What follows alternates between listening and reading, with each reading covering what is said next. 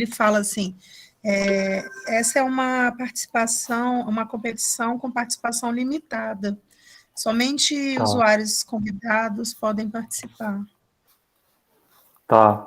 E não aparece a aba que o senhor falou, não, de submissão. Submissão, né? Tá. Tá, eu vou ver isso daí.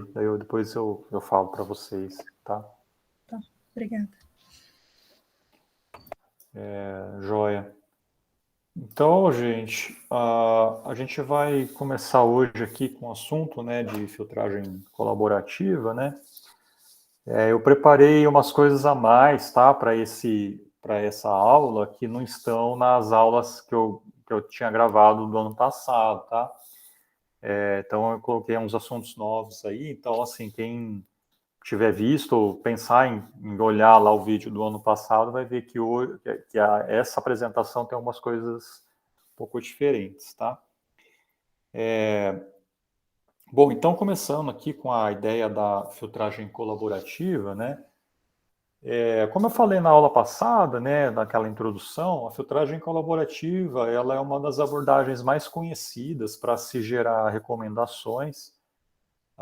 Ela é usada aí por muitos sistemas, né, sistemas comerciais e enfim, para diferentes domínios. E por ela ser bastante conhecida, bastante utilizada, ela é também bastante entendida, né? E possui vários algoritmos, várias versões e para várias aplicações também. E aí a ideia é você usar o que a gente chama de sabedoria da multidão, né? Você utilizar o conhecimento coletivo, né, dos usuários para usar isso a favor de recomendar coisas para usuários, né? É interessante até isso, né? Porque a gente usa um conhecimento coletivo para aplicar em personalização, né? Que é para algo individual depois, né? Então isso acaba sendo até algo interessante, né? Você usa algo coletivo para aplicar no individual, né? Então, mas essa é a característica aí da filtragem colaborativa, tá? Então você vai ter que usar interações, né, de outros usuários, né, para recomendação, né? Então, para a gente entender aí ela, né, o algoritmo mais básico, é necessário a gente supor algumas coisas, sendo que essas coisas nem sempre são verdadeiras, tá? Então, a primeira suposição é que usuários sempre vão fornecer avaliações para os itens visitados. Essas avaliações podem ser tanto na forma de feedback explícito como implícito, tá? Então, assim, no pior caso, o sistema vai armazenar os logs de acesso, de visitas dos usuários aos itens, né, que ele visitou, tá? E no melhor caso, o usuário pode fornecer um feedback, ele pode dar uma nota, ele pode fazer um comentário a respeito de um conteúdo, né? Então, essas interações são necessárias, né? E aí o sistema assume que você vai ter isso disponível lá para cada usuário. Uma outra suposição é que as preferências dos usuários são, de certa maneira, estáticas, né? Então, principalmente para esses algoritmos mais clássicos, a informação temporal, né, interesse de curto prazo, longo prazo, não é levado em consideração, apesar de que existem modelos, técnicas que levam sim em consideração o aspecto temporal, tá? Então, por exemplo, uma interação que foi feita ontem pelo usuário é bastante relevante, enquanto que uma interação que ele fez lá 15 anos atrás já pode ser, não tem mais relevância porque ele mudou de gosto, mudou de preferências, né? E aí, né, relacionado a isso, né, que as preferências também vão permanecer estáveis e consistentes ao longo do tempo. Então, você não tem uma distinção entre preferência de curto prazo e de longo prazo, né? Então, assim, assim, por exemplo, se você vai fazer uma busca no site lá para comprar um produto para dar de presente para alguém, né, para sua mãe, por exemplo, o sistema vai assumir que você está comprando aquilo lá para você mesmo e que você gosta daquilo, e aí ele vai começar a recomendar coisas relacionadas com aquilo lá, né? Então, então isso é interesse de curto, médio e longo prazo, né? E aí, quando é curto prazo, nem sempre é algo que você sempre vai querer visualizar, vai querer receber recomendações, tá? Bom, e aí a gente tem, então, como eu falei aqui, né, os tipos de interação podem ser explícitas ou implícitas, né? E aí, isso vai indicar, então, o tipo de entrada de dados da filtragem colaborativa, né?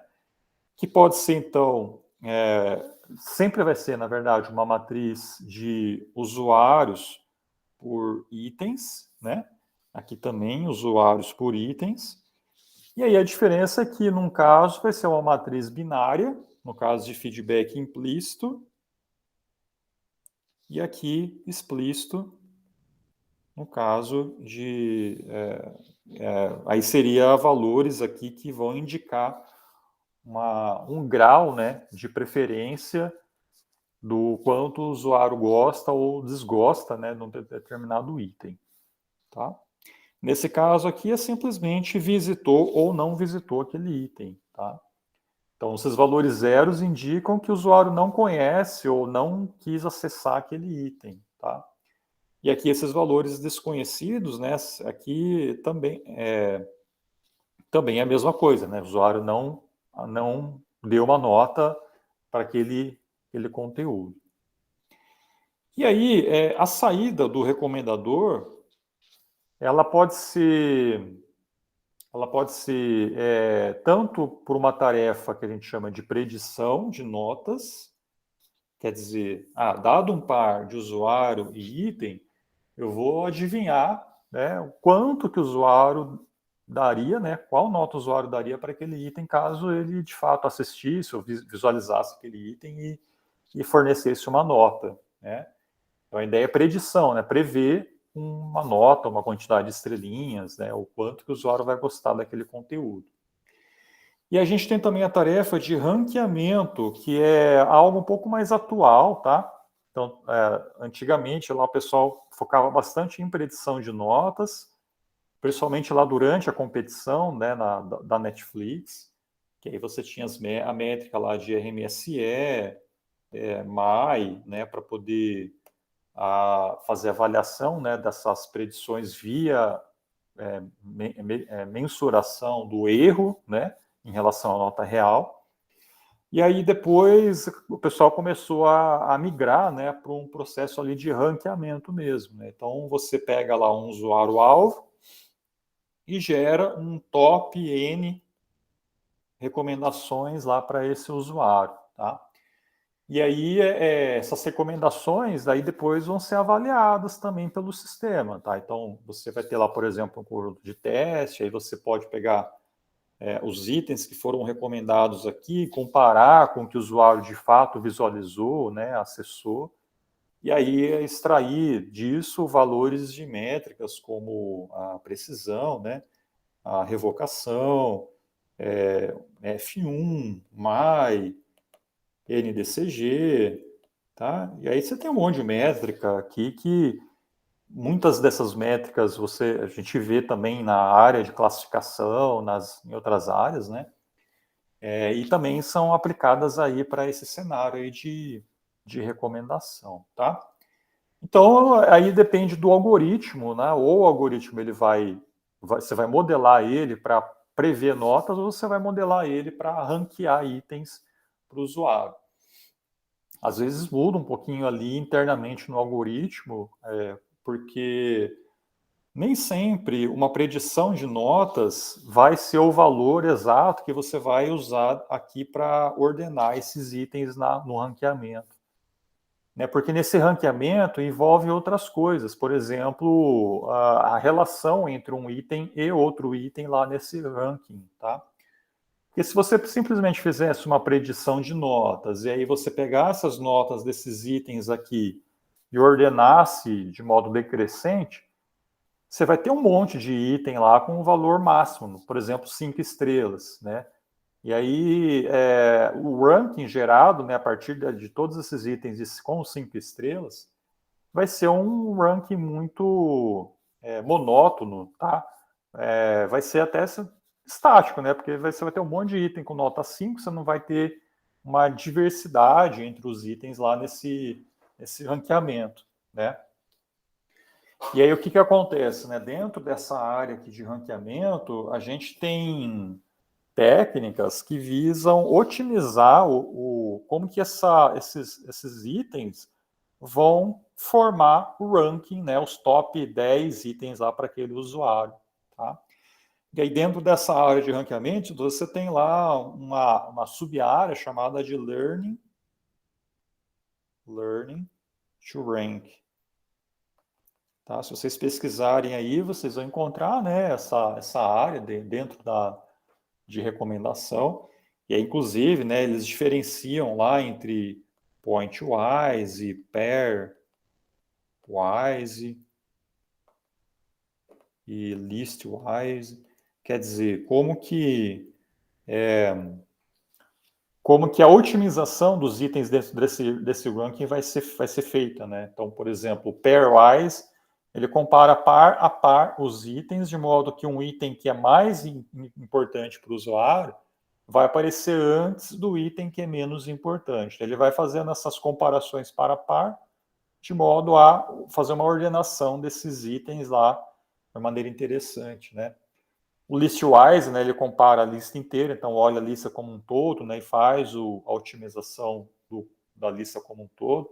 E o pointwise seria algo equivalente à predição, né? Você gera um score para aquele item dado usuário e aí depois faz uma ordenação simplesmente sem fazer essa relação, né, correlação entre os outros itens dentro desse ranking, tá? Bom, eu estou falando tudo isso, né? Mas assim, não é para ter falado, né? Que eu estou tentando dar uma diversificada aqui no conteúdo, né? Mas essas coisas aí são tópicos mais avançados, tá? De recomendação e que haveria espaço para falar sobre isso num curso um pouco mais extenso, né? Então aqui, como a ideia é a gente fazer algo mais ali dos fundamentos, então essa parte de learning to rank, né, essas ideias aí a gente não vai ver, tá? Bom, então como eu falei, vamos entender um pouquinho o que são, né, as avaliações explícitas e as implícitas, né, o feedback implícito e feedback explícito. Então, o explícito é quando você tem lá uma escala de valores que aí indica, né, se o usuário não gosta, gosta pouco, gosta bastante ou gosta muito, né, coisa assim. Uma escala, por exemplo, de 1 a 5, de 0 a 10, de menos 10 a mais 10, enfim. Você pode ter aí, né, uma escala ali que a tua aplicação vai definir. E isso vai refletir precisamente as preferências do usuário, precisamente entre aspas, tá? Porque tem outros pontos aí que são importantes, mas o usuário ele vai falar, gostei, não gostei, ou tanto faz, né? Então ele que vai informar isso para o sistema. Requer, então, a ação do usuário, que nem sempre ele vai fornecer isso, tá? Então, quem aí normalmente dá joinha de vídeo do YouTube, né? Então, nossa, os YouTubers aí ficam malucos, né? Todo mundo fica pedindo joinha ali, aí ninguém dá os joinha. Eu não sou de ficar dando joinha, né? Em vídeo que eu vejo, assim, né? Então, é complicado, né? Então, assim, nem todo mundo vai contribuir com o sistema, né? Só um adendo, né? O joinha lá do YouTube seria uma avaliação explícita, né? Com 2 escalas, né? Quer dizer, na verdade, 3, né? Que não gostou, gostou, né? Ou indiferente, né? Quer dizer, não forneceu nenhum feedback, né? Tá? Então é um valor explícito isso, né? Bom, o número de avaliações pode ser escasso também, né? Já que você tem usuários aí que não vão fornecer avaliações. Então, isso pode gerar matrizes muito esparsas e, consequentemente, também fazer com que você tenha recomendações menos precisas. E aí isso pode acarretar problemas como o cold start, que eu já mencionei na aula passada, né? Que quando você tem poucas interações sobre um determinado usuário ou sobre um determinado item. Tá legal? Aí a gente tem as avaliações implícitas, que são coletadas automaticamente pelo sistema durante a navegação, que é simplesmente visitou ou não visitou, que envolve cliques, visualizações, né? Colocar em carrinho de compra. E aí isso faz com que o sistema tenha que inferir as preferências do usuário a partir dessas interações, né? Então, essa questão aqui, né, como que você interpreta corretamente o comportamento do usuário no sistema? Então, você tem que lidar aí com heurísticas, por exemplo, o tempo que o usuário ficou visitando uma determinada página, ou ele começou a assistir a um vídeo, a um filme lá, e nos primeiros 5 minutos já saiu, né? Então, essas heurísticas aí que são dependentes da aplicação, o sistema precisa definir, né, para poder, de certa maneira, fazer essa interpretação do que é bom, ou o que é relevante, do que é irrelevante para cada usuário. Bom, e aí a filtragem colaborativa tradicional, ela pode ser dividida, então, baseada em memória, baseada em modelo. Então, hoje a gente vai ver algumas abordagens de memória, né? E aí, no caso, dentro das baseadas em memória, a gente tem a vizinhança entre usuários, que é o KNN, né, baseado em usuários, e a vizinhança de itens, que é o KNN baseado em itens. Então, no caso de usuários, aqui essa figurinha até coloquei na semana passada, né? Imagina que você tem um grupo de usuários que têm preferências bem parecidas com a sua, né? O sistema identificou que esses usuários gostam de coisas parecidas com as que você gosta. E aí, dados que esses usuários aqui interagiram com esses itens, o sistema vai lá e recomenda para mim que eu ainda não vi nenhum desses conteúdos antes, né? Então, daí essa é mais ou menos o funcionamento aí da vizinhança de usuários, tá? Então, mais especificamente, como é que funciona o algoritmo? Então, assim, dado um usuário U e um item I que ainda não foi visto por esse usuário, então imagina assim, esse aqui seria o usuário U, né? E aí eu tenho um item I aqui que o usuário aqui, né, o ciclista ainda não acessou anteriormente. O que o sistema vai fazer? Vai procurar por outros usuários, por exemplo, esse V aqui, ou V2, V', né, V2 tal. Então, assim, você pode ter um monte de usuários aqui, né? E aí ele vai identificar aqueles usuários que são mais similares a U, né? A esse usuário que é o alvo, né? Que é o U aqui, tá? Bom, beleza. Uma vez que você encontrou esses usuários que são similares, que pode ser, por exemplo, esse cara, que pode ser um outro cara aqui, pode ser um outro cara aqui, tá? Esse número de vizinhanças é importante, tá? Quantos vizinhos a gente vai considerar? Esse valor é o valor K, né? Que é quantos vizinhos mais próximos ao usuário-alvo a gente vai considerar no cal. Beleza. Considerando, por exemplo, que eu tenho K igual a 1 por enquanto, né? Então, o vizinho mais próximo possível, supondo que é esse cara aqui, o que acontece, né? Como que ele identificou que esses dois usuários eles são similares? Já que o meu U ele gosta de pizza, ele gosta de salada, o meu usuário V também gosta de pizza e gosta de salada. Então, como os dois usuários gostam de coisas parecidas, Então, eles são similares. E aí, beleza. Então, eu vou pegar o usuário V e vou ver alguma coisa que ele interagiu, que ele gostou anteriormente, que eu ainda não vi, né? Não acessei ainda. Por exemplo, um refrigerante, né?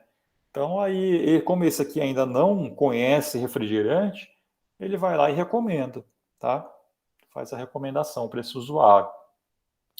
Se você considerar mais do que um usuário, por exemplo, K igual a 2, né? Então, supondo que você está levando em consideração não só esse, mas esse outro aqui. Então, se esse interagiu com esse interagiu com esse, que aí ele interagiu, por exemplo, com algum outro produto aqui, né?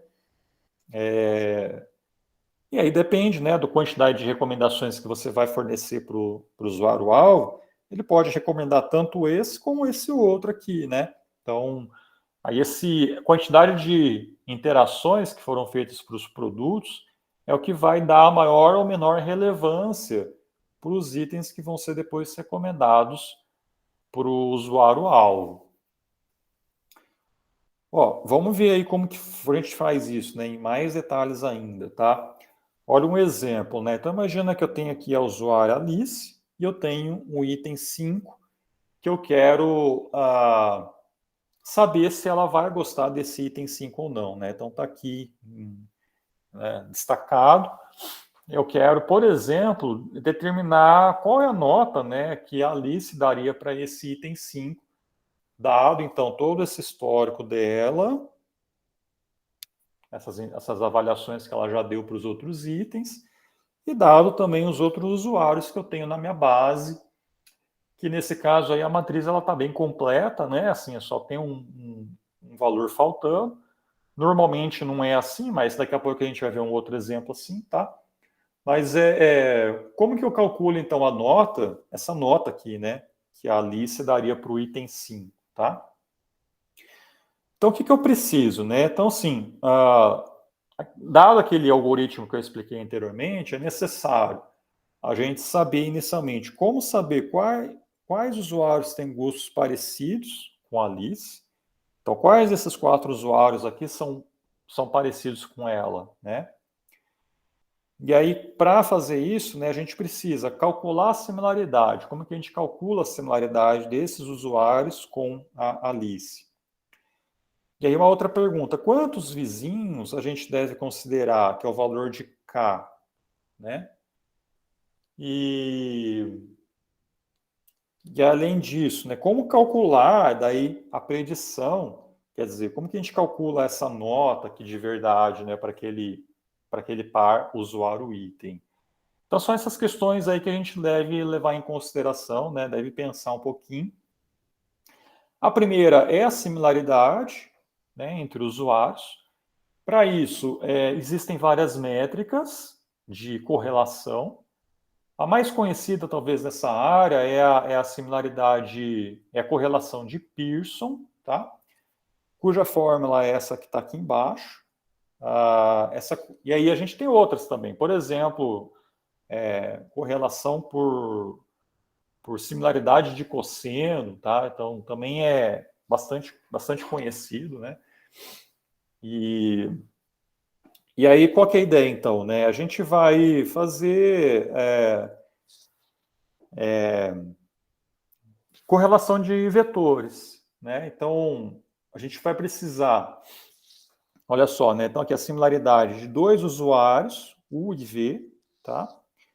Vai ser o quê? Vai ser, na parte de cima, vai ser um somatório, né? De uma multiplicação dessa diferença por essa diferença. Nessa primeira diferença, o que é? É a nota que o usuário U deu para um item I, né? E menos a média daquele usuário U. Tá? Média quer dizer assim, pega todas as notas desse usuário I, soma, divide pela quantidade, é a média, como se fosse o viés desse usuário. Tá?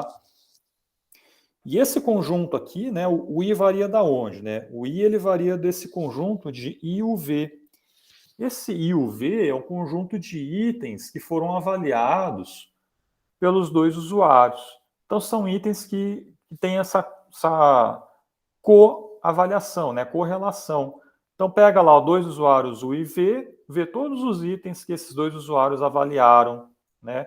E aí você vai formar esse subconjunto I, U, V. Tá? Então, o meu I vai variar desses itens, né? E aí eu pego, então, né, faço a nota real do U para aquele item, menos a média, vezes a nota do V para aquele item, menos a média de V. Tá? E o denominador é uma normalização, né? Então você vai fazer a nota real, né, menos a nota a média, elevado ao quadrado, depois tira a raiz, e vai fazer isso então para o U e depois para o V. É uma normalização normal, tá? Que você aplica, e aí com isso você tem a similaridade, né? Ó, então, por exemplo, né, no caso aqui da Alice, né? Ó, então eu vou calcular a similaridade da Alice com o usuário 1, depois com o usuário 2, depois com o usuário 3, depois com o usuário 4. Eu tenho que calcular o meu usuário-alvo com todos os outros usuários. Aí eu vou fazer, então, similaridade de Alice com o usuário 1, inicialmente. Vai ser o quê, então? Né? Eu vou ter que encontrar o conjunto de itens que foram coavaliados pelos dois usuários, que na verdade é esse, né? E então eu vou fazer, né, o valor que para o item 1 primeiro, né, que é Alice deu nota 5, menos a média de Alice. Então, para a média de Alice a gente não calculou ainda, né? Então, a média de Alice vai ser o quê, né? Vai ser 5 mais 3 mais 4 mais 4 dividido por 4, tá? Que vai ser esse R aqui da Alice, né? Alice. Vezes o 3 menos a média do usuário 1, tá? Que também vai ser 3 mais 1 mais 2 mais 3 mais 3 dividido por 5, tá? Então, R do usuário 1 vai ser 3 mais 1 mais 2 mais 3 dividido por 5. Pega todas as notas conhecidas e tira a média. Tá? E aí vai fazendo isso. Daí tem um somatório agora para o segundo item, né? O item 2 agora, né? Então, 3 menos o R da Alice, vezes 1 menos o R do usuário 1, mais 4 menos o R da Alice, vezes 2 menos o R do usuário 1, e aí vai embora, tá? E depois divide tudo isso pela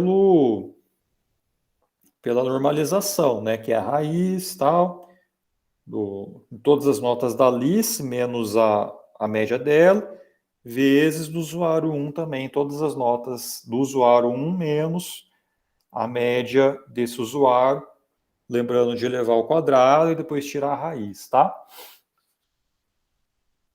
Beleza? E aí vai te dar o valor aqui, né? Ó. Então, esses são esses valores já calculados, depois vocês podem verificar, né? O cosseno não, né? O Pearson, ele vai dar um valor entre menos 1 e mais 1. Quando é menos 1, quer dizer que é totalmente dissimilar, e mais 1 que são vetores completamente iguais, tá? E aí, lógico que o valor maior, né, positivo, quer dizer que é mais similar, né, ao usuário, tá?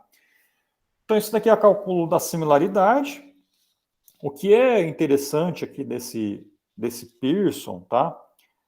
É o seguinte, ó, se vocês estão reparando aqui, quando a gente faz essa diferença em relação à média de cada um dos usuários, de certa maneira a gente consegue isolar o fato de um usuário ter uma propensão de dar notas maiores ou menores para as avaliações de cada um.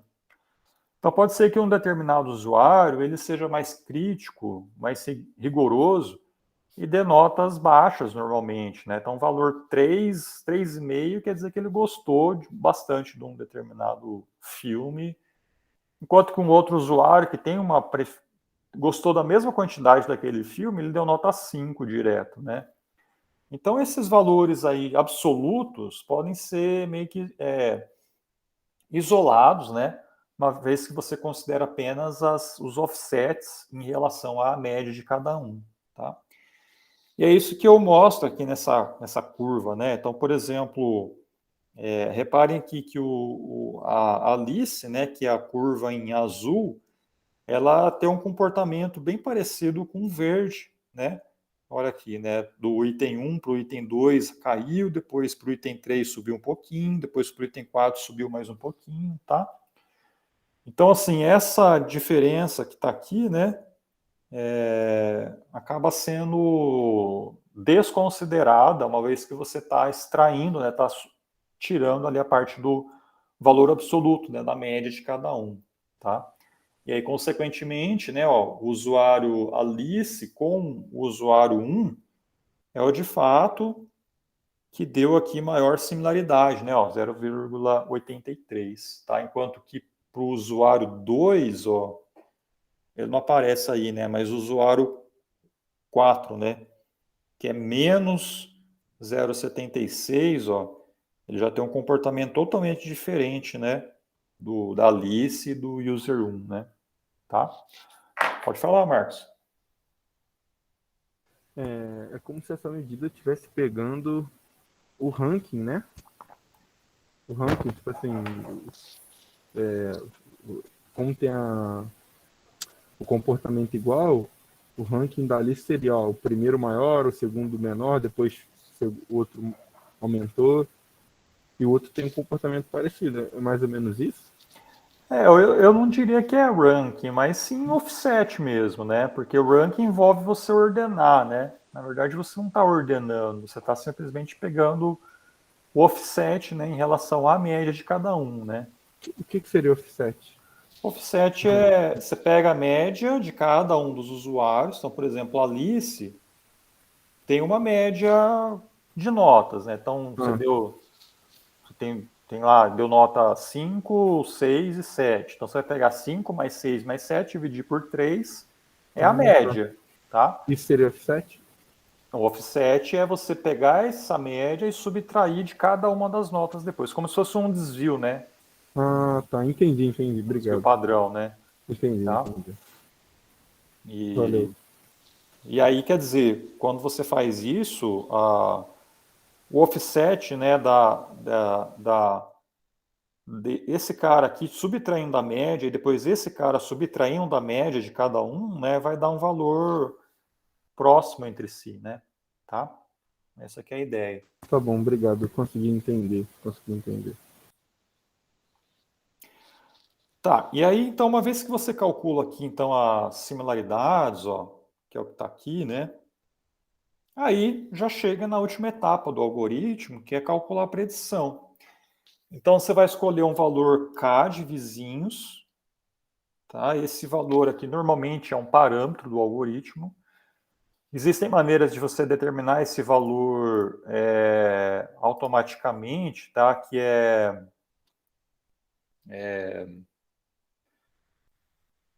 não lembro o nome agora, mas é um negócio lá, É o do... Oi? Peraí, que eu vou lembrar um gráfico que você vê a... Isso, é o joelho, não sei É o o que joelho, lá. é o gráfico do joelho. Isso daí. Né? Deixa eu ver o nome certinho. Mas é uma forma de você encontrar um valor, né, otimizado, né, do número de vizinhança, né, tá?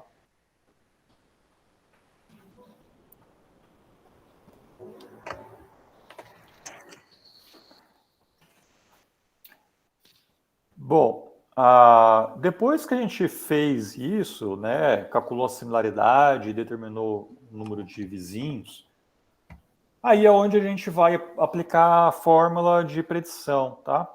Que é simplesmente uma média ponderada, no caso de predição de notas. Você pega aqui, né, ó, então vai lá, então dado um usuário U por um item I, então, por exemplo, aqui eu tenho a Alice, e aqui seria o item 5, né? O que eu vou fazer, né? Então, lembra que anteriormente, aqui, né, a gente está subtraindo novamente, ó, a média, só está considerando aqui o offset, tá? Então a gente tem que, ó, a gente está subtraindo a média do usuário V, do usuário mais similar, né, ao U, tá? E aqui a gente está adicionando a média do usuário alvo, tá? Para quê, né? Para que quando a gente somar isso com isso daqui, né? Isso daqui com isso, vai te dar o valor absoluto, a nota absoluta. Tá? Que daí já não vai ser mais offset, você vai considerar de fato o valor absoluto. Tá? Então, quem que é U de U? Né? Então, U de U são os usuários, users, mais similares a U. Tá? Na verdade, é os K-users mais similares a U. Tá? E aí esse V vai variar, então, V vai ser todos esses usuários. E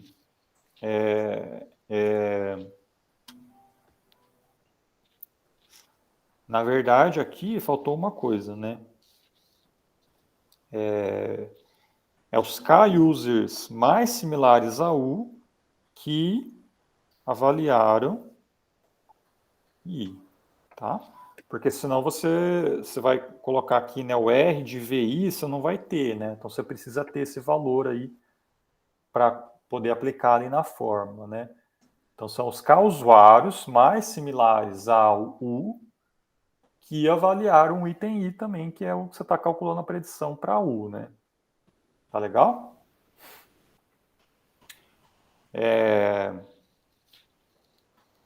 Olha só, né? Então, olha aqui um exemplo, né? Então, aqui a gente tinha a Alice, os usuários similares a ela. Se eu pegar dois usuários mais similares, eu vou pegar, então, esse e esse, né? Que são os mais similares, que é o user 1 e o user 2. Tanto um quanto o outro deram uma nota para o item 5, que é o alvo, né? Então, beleza. Então, o que a gente faz? A gente vai aplicar na fórmula, né? A fórmula era o quê, né? A nota de Alice para o item 5, nota predita, né? Vai ser o quê? A média de Alice, que aqui vai ser 4, tá? Então, esse valor 4 que está aqui, mais o somatório, né? Do que? Similaridade de V com U com V, né? Vezes a nota de VI menos R de V. R, a média de V, né? Tá? Isso tudo dividido pelo somatório dessa similaridade de U e V. Então, é uma média ponderada, né? E a ponderação pela similaridade, né? Então, olha só, né? Aqui tá difícil de enxergar, né? Nessa fórmula aqui, né? Mas olha só, eu tenho... Essa parte aqui é só o denominador, né? Que é 1 sobre a soma das similaridades, né? Tá? Que é só essa parte aqui, né? 1 dividido por isso, que é 0,83 mais 0,60. E essa parte aqui que sobrou é o numerador, né? Que é a primeira similaridade, que é essa daqui, vezes a nota que o usuário 1 deu para o item 5, menos a média do usuário 1, né? Vezes não, quer dizer, mais, né? Mais a similaridade 0,60 do Alice com o usuário 2, vezes a nota que esse usuário 2 deu para o item 5, menos a média do usuário 2. Tá? Vai dar 4,85. Beleza? Beleza. É isso.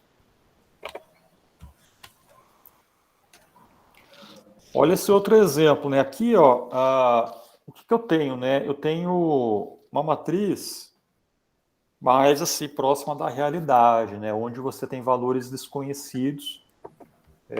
E aí, no caso, supondo que eu tenho também a Alice, que eu tenho aqui esse valor que eu quero calcular. Então, o que acontece aí, né? Como você tem valores desconhecidos, você tem que tomar um certo cuidado, né? Inicialmente, assim, as médias é basicamente só também tirar a média com base no que você tem conhecido, né? Então, da Alice é 4 mais 3 mais 4 dividido por 3, do Bob é tudo isso daqui dividido por 4, do Carlos é esse mais esse, né? Da Débora e da Érica também. Uma vez que você calculou as médias de cada usuário, a gente vai calcular as similaridades. Então, da Alice com Bob, o que você vai ter que fazer, né? Você vai considerar as coavaliações, que no caso é só essa e essa daqui, tá? Então, o seu vetor vai ser um vetor assim de 4 com 3 e um outro vetor de 1 com 5, né? E aí calcula a Pearson em cima desses dois vetores, tá? E depois, entre a Alice e o método cotovelo, né? A Flávia mandou aí Obrigado, Flávia. É isso daí. E aí, por exemplo, entre a Alice e o Carlos, né? Também, você vai ter esse com esse, depois esse com esse, tá? Então, é coavaliações, né? Então, você considera itens que foram coavaliados. E aí, para cada parzinho, né, de usuários, você pode ter vetores aqui de tamanhos diferentes, né, dependendo aí do número de coavaliações, tá? Bom, eu calculei aqui também, né, a similaridade de todos esses usuários. Agora, o mais próximo aqui é a Débora, tá, com 0,27.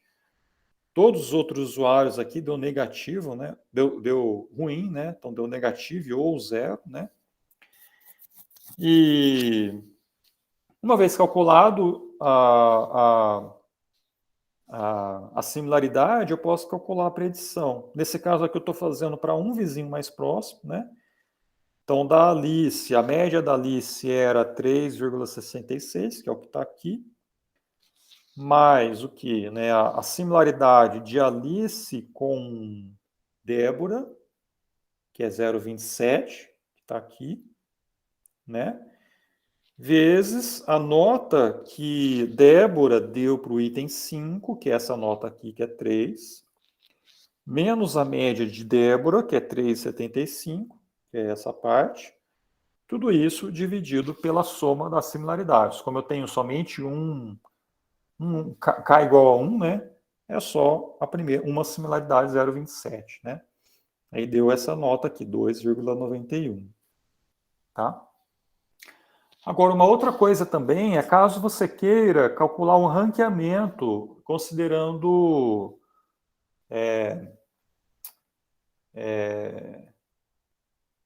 por exemplo, ao invés de você calcular a predição, você quer calcular, supondo que você esteja trabalhando com feedback implícito, e você queira fazer ranqueamento, né?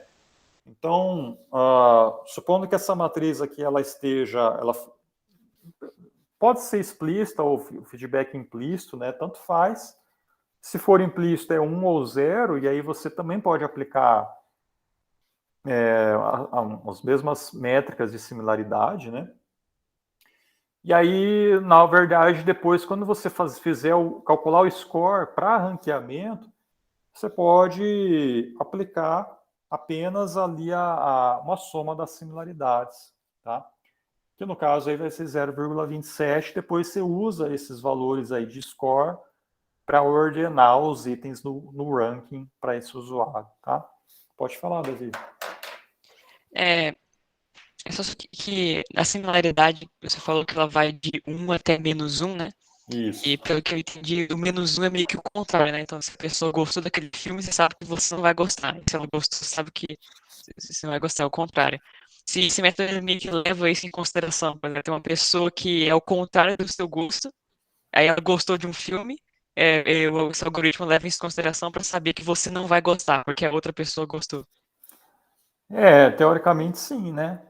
Teoricamente, você vai aplicar um valor negativo lá na similaridade, você vai estar subtraindo da média, né? Então o valor vai cair. Mas, assim, normalmente a gente filtra isso antes, né? Assim, quando você vai calcular um valor de vizinhança, né? É difícil você considerar um valor negativo, né? Porque Entendi. é que aqui nesses casos está dando bastante negativo porque são poucas interações, né? Numa base com bastante usuário, bastante interação, os valores dificilmente vão dar abaixo de zero, sabe? Uhum. E quer dizer, vai dar abaixo de zero, mas quando você pega os K, primeiros vizinhos mais próximos, sempre vão ser valores ali mais positivos, né? Tá? Entendi. Ah, obrigado. Professor, eu não compreendi muito bem o raciocínio para identificar o score. Você O score, poderia né?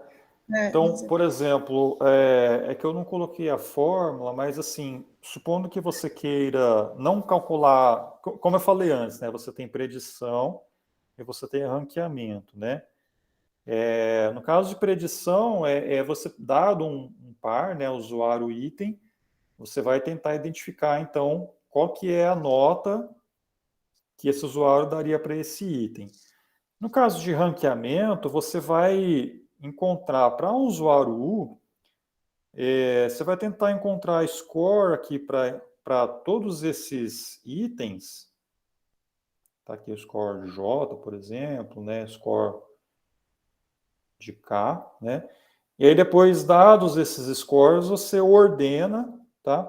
E aí você gera um rank aqui de uma maneira decrescente lá para recomendar para esse usuário, né? Então essa é a ideia do ranqueamento. Bom, e aí então o score normalmente, né, você pode ou não considerar essas notas que estão aqui, tá?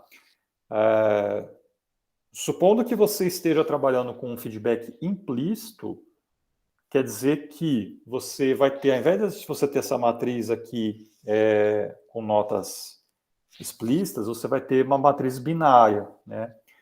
E aí uma matriz binária, por exemplo, a Alice, ela vai ter lá valores 0, 1, 0, 0, 1. O usuário 1, ele vai ter também 0, 1, 1, 0, 0, tá? Você vai calcular a mesma coisa, né? A similaridade desses dois usuários. Pode ser. Aí, normalmente, quando é binário, a gente usa cosseno, tá? Mas você pode aplicar Pearson também, acho que funciona, né? Mas calcula essa similaridade, vai te dar um valor, né? De fato, ali de similaridade, né? Entre Alice e o usuário 1, né? O valor ali em ponto flutuante, né? E aí aí não faz mais sentido você aplicar nessa fórmula da predição, né? Porque aqui você não tem nota real, né? É simplesmente 1, tá? Então, daí nesse caso, a gente faz simplesmente assim, score entre U e I vai ser o quê? Vai ser simplesmente um somatório, verificando todos os usuários similares a U, tá? E aqui você simplesmente coloca a similaridade de U e V. É só isso. Tá? Então, quer dizer, você desconsidera essa parte aqui e não precisa mais fazer normalização nenhuma, né? Porque, assim, porque daí esse score, mesmo se esse score der um valor alto, tipo acima de 1, né, vai dar 3, alguma coisa, 5, 10, não tem problema, né? Porque é um score que depois você vai fazer essa ordenação aqui para poder recomendar ordenado ali para o usuário. Entendeu? Tá. Então, eu não vou interpretar tanto esse score isoladamente, é mais para o ranking mesmo, né? É mais para o ranqueamento, exato. Tá? Então, assim, É. enquanto que na predição você tem que estar dentro de uma escala, né, de 0 a 5. Beleza, então daí, como tem que estar de 0 a 5, você calcula a média ponderada, né? E aí essa ponderação envolve a normalização também, pela soma das similaridades. E no caso de score, como depois você usa aí só para ordenar, aí é só a soma das similaridades, né? Perfeito. Obrigada. E nada impede também de você considerar nota, se você quiser, tá? Se você quiser considerar aqui, tiver, né, disponível a nota, você pode colocar a nota aqui também, tá? Multiplicando, né? Então, assim, acaba sendo bastante flexível aí nesse caso, né? Tá? Você disse que quando é binário, geralmente se utiliza a similaridade de cosseno. Tem algum motivo específico para isso? É que o cosseno ele vai, o numerador dele é uma multiplicação ponto a ponto dos vetores, né? Então você pega esse vezes esse vezes esse vezes esse vezes esse, você vai somando, né? E aí, no caso, você não precisa pegar menos a média de cada um, porque é 0 ou 1, né? Você não tem não tem um valor, né? Entendi. Então, a similaridade de cosseno é o quê? Né? É o vetor V multiplicado, né, ponto a ponto, com o vetor Q, e aí a normalização de P vezes a normalização de Q, né? Então, nessa parte de cima, Entendi. é 0 vezes 0, 1 vezes 1, né? E fazendo essa soma, tá? Então, não precisa subtrair da média, né? Porque é simplesmente 0 ou 1, né? Não faz sentido. Tá? Obrigada. Ó, alguns cuidados que a gente precisa ter. Então, assim, o número de itens coavaliados. Então, pode ser insuficiente, né? Esse número de itens. Então, por exemplo, aqui, né? Então, entre Alice e Bob, você tem esse e esse. Mas supondo que não tivesse nenhum item que foram avaliados por os dois usuários, né? Então você não vai conseguir aplicar, né, a similaridade desses dois usuários, tá? Então aí você teria que pegar outro usuário lá da base, tá? Um outro cuidado é a escolha da vizinhança, né? Então aí normalmente se usa esse método do cotovelo, né? Que a Flávia colocou ali o link, tá? Mas também existem gente ali que coloca um valor né? Varia o valor de vizinhança, e aí você tem, por exemplo, a vizinhança aqui num eixo X e aqui o valor de RMSE num eixo Y, aí você consegue ver, por exemplo, se está subindo, se está descendo, o resultado, né, conforme a vizinhança aumenta ou diminui, né?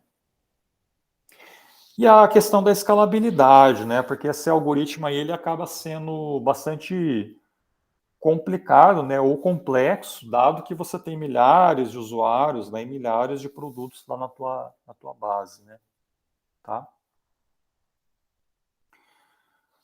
Bom, no caso da vizinhança de itens, eu vou passar um pouco mais rápido, mas é basicamente a mesma coisa, só que você inverte agora como se tivesse uma matriz transposta, tá?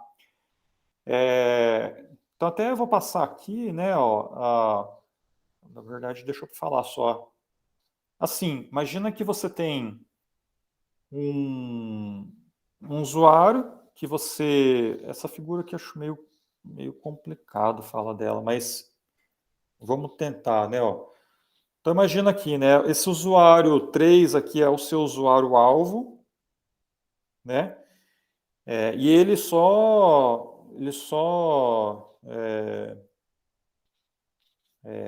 bom, na verdade, enfim, imagina aqui que eu tenho esses produtos, né, uma maçã, um morango, uma laranja, um morango, uma maçã e uma banana, né? E aí o que a gente vai fazer? Né? A gente vai calcular similaridades, não mais entre usuários, mas agora entre itens, tá? Então, dados esses itens aqui, a gente vai construir as similaridades entre eles, usando as interações que eles tiveram, né? Então, por exemplo, a laranja foi comprada aqui pelo usuário 1 e usuário 2. A maçã também, usuário 1 e usuário 2. Então, dado que maçã e laranja, né, foram comprados por 2 usuários, né, por uma quantidade razoável lá de usuários, consequentemente, a similaridade entre esses 2 itens aí vai dar um valor mais alto, né? E, uma vez que o usuário-alvo ele comprou, por exemplo, aqui a maçã, e a maçã é similar à laranja, então o sistema recomenda a laranja para aquele usuário. Tá? Então está aqui a recomendação para o usuário 3. Tá? Então o funcionamento é igual ao de usuário, só que agora você trabalha num domínio de itens. Tá? Então calcula a similaridade dos itens, escolhe a vizinhança, número de K de vizinhos, né? E aí, dado um usuário-alvo, então é a mesma coisa que tem lá na Amazon, né? Usuários que compraram esse produto também compraram esse outro produto, né? Tá? Então é a ideia lá da filtragem colaborativa baseada em vizinhança de itens, tá? Ó, similaridade é a mesma coisa, ó, tá vendo? Só que o que muda aqui, né? Lá, enquanto a gente estava calculando um somatório de itens, aqui a gente está usando agora o contrário, que é um somatório de usuários que avaliaram 2 itens ao mesmo tempo, né? O I e o J. Tá? Então, eu quero calcular a similaridade entre laranja e maçã. Então, eu pego todos os usuários que avaliaram esses 2 itens, né? E faço aqui o cálculo, numerador e denominador. Tá ok? Vamos ver um exemplo. Ó. Cadê? Ó, mesma matriz, né? Anterior. Quero calcular a nota da Alice para o item 5. Vou calcular agora a similaridade do item 5 com todos os itens, né?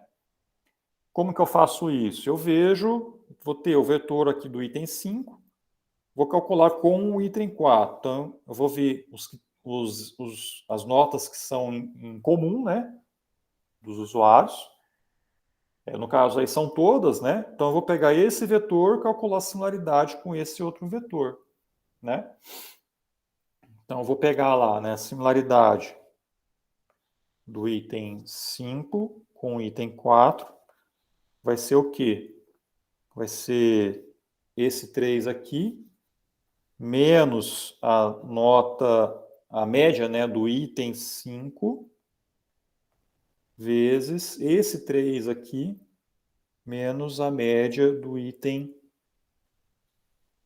4. Na verdade, eu fiz ao contrário, né? Aqui é o 4 e aqui o 5. Então, são 2 3, né? Tem esse 3 e esse 3, né? Mais esse 3 aqui, menos o R de I4, vezes esse 5 aqui, menos a média do item 5. E aí, para todos os pares aqui, e depois o denominador fazendo também aqui para todos os pares, tá?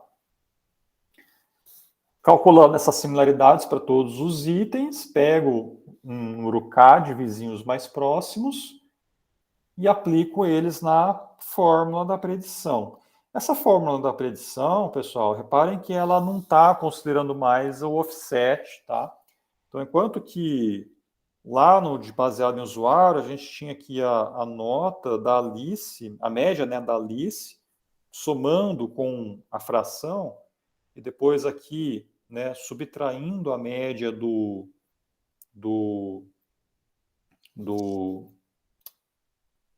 era do V, né, naquele caso lá. Aqui a gente poderia também fazer isso daqui, né? Ó, a gente poderia aplicar a média em relação ao item, tá? Assim, ó. R do I, média, né, do I, tá? E aqui tirar do J. Tá? Se você quiser, pode fazer isso. É que eu peguei essa fórmula aí de um livro lá, né, de recomendação, e aí eles colocaram essa fórmula de predição aí sem extrair o offset, tá?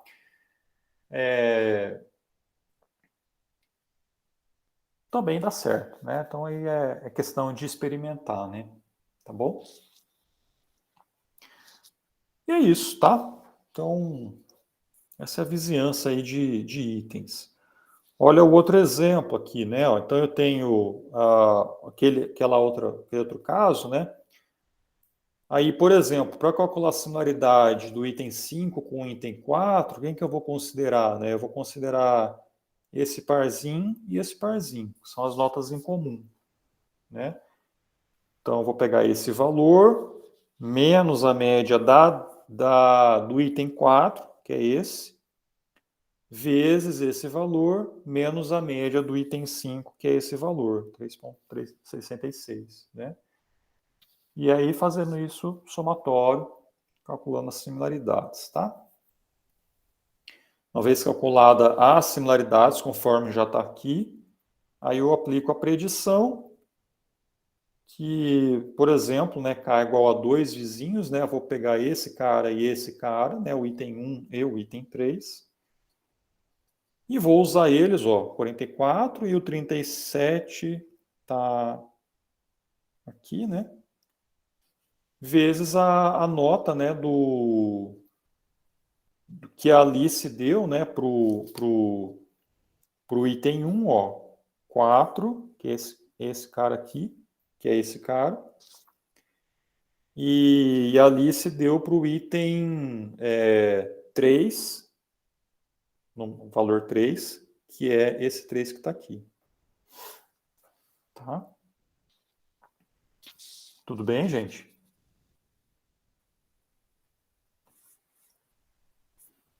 Então tá bom. Bom, aí a questão da escalabilidade, ela também persiste na filtragem baseada em vizinhança de itens, tá? Mas a gente tem algumas vantagens a mais aí em relação à vizinhança de usuários, tá? A principal delas é que esses vetores aí que vão representar os itens são menos dinâmicos do que dos usuários, né? Porque os usuários eles estão ali constantemente interagindo com o conteúdo e os itens eles estão ali estáticos, né? Aguardando serem interagidos, tá? Então, os vetores dos itens, por serem menos dinâmicos, você pode ter menos recálculos de similaridade, né? Com menos frequência, tá? Então, você acaba ganhando aí em termos de processamento, né? E aí então, você pode calcular antecipadamente, de maneira offline, né, a similaridade dos pares de itens. Essa similaridade pode ser feita com menos frequência, porque são mais estáveis, né?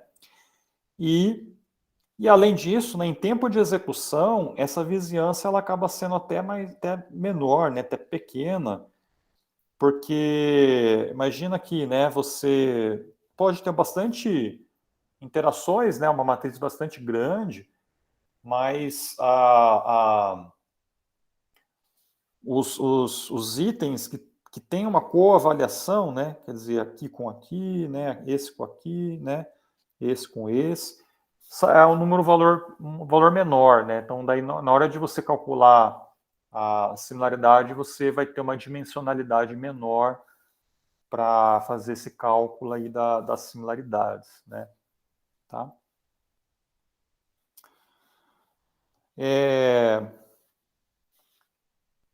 Bom, na verdade é que quando você, na teoria, tá, n ao quadrado similaridades precisam ser armazenadas, então imagina que você vai ter que ter uma matriz de todos os itens por todos os itens. Então, e aí essa matriz ela vai estar ali totalmente preenchida, né, com valores de similaridade, então por isso que é n ao quadrado, né? Mas assim, como eu falei antes, né, na prática esse valor vai ser bem menor, porque você vai ter itens, né, pares de itens que não vai ter nenhuma correlação, né, não vai ter nenhuma coavaliação, e consequentemente muitos valores aqui dessa matriz ela vai estar zerado, né, porque pega, por exemplo, esse item aqui com esse item aqui, esse valor é zero, por quê? Porque você não tem coavaliações de usuários para esses dois itens, né, ao mesmo tempo. Tá?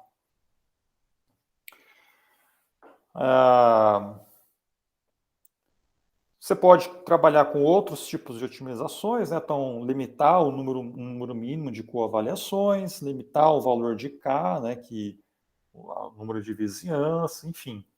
Aí você pode trabalhar com várias heurísticas, vários processos aí para poder otimizar a memória, né? Na hora de calcular essas similaridades, tá? E a gente tem também alguns problemas, tá? Aqui, né, eu já falei antes, partida fria, que é um problema inerente à filtragem colaborativa, né? Não é só de vizinhança de itens ou de usuários, vai estar presente aí em praticamente qualquer abordagem de filtragem colaborativa, tá? E para lidar com isso, a gente tem algumas abordagens triviais, tá? Então, uma delas, que não está aqui, né, é você fornecer recomendar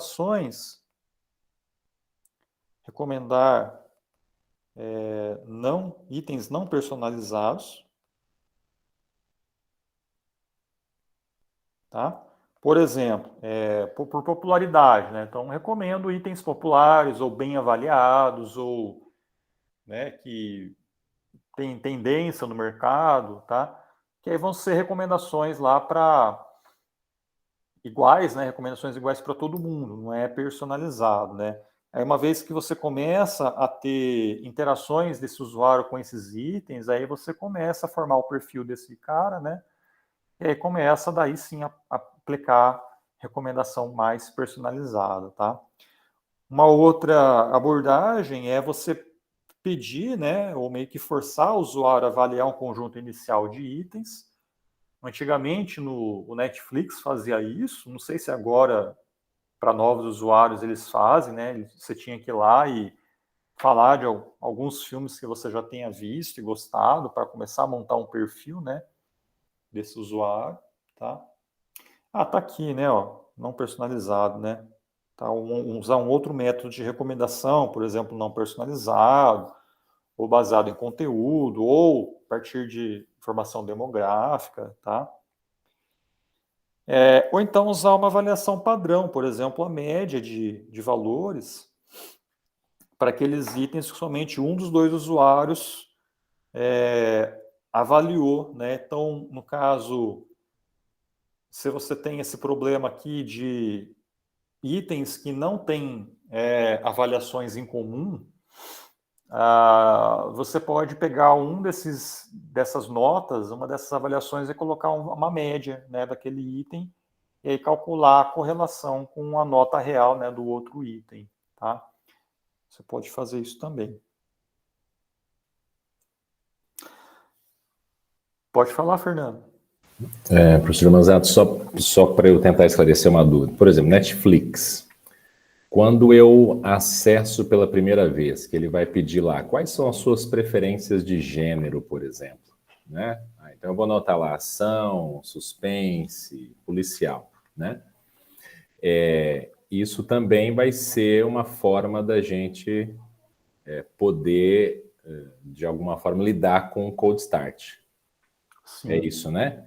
E aí, com base nisso, por exemplo, se eu tenho lá a minha preferência baseada em gêneros de filmes, por exemplo, aí eu partiria, por exemplo, por uma recomendação por vizinhança de itens. Isso funcionaria, por exemplo? Pode ser vizinhança de itens, mas aí você vai calcular a similaridade não mais com base nas interações, né? Sim. Mas sim, por exemplo, com base nos gêneros que tem associado. Perfeito. A cada item. Então. E aí, consequentemente, você já não está mais trabalhando com filtragem colaborativa, você vai estar trabalhando com baseado em conteúdo. Ok. Tá ótimo. Obrigado, professor. Nada. Então, na hora de você montar a representação, né, de cada item, se é baseado em interação, é colaborativa. Se é baseado em metadado, é baseado em conteúdo. Tá? Mas eles não são excludentes, né, professor? Eles podem se complementar, correto? Claro, você pode ter as abordagens híbridas, né, que aí, né, a gente vai ver também algumas estratégias. Enquanto uma abordagem baseada em conteúdo pode dar uma opinião, né, um score, uma outra pode dar um outro score, aí você pode combinar, né, e aí fazer isso. Tá? Bom, gente, aí a gente vai passar para um outro tópico, que são as regras de associação, mas vamos fazer um intervalozinho? Tá, agora são 3h25, né? Umas 3h30, 3h30 está bom, né? Tá? Combinado. Beleza, beleza. Ok.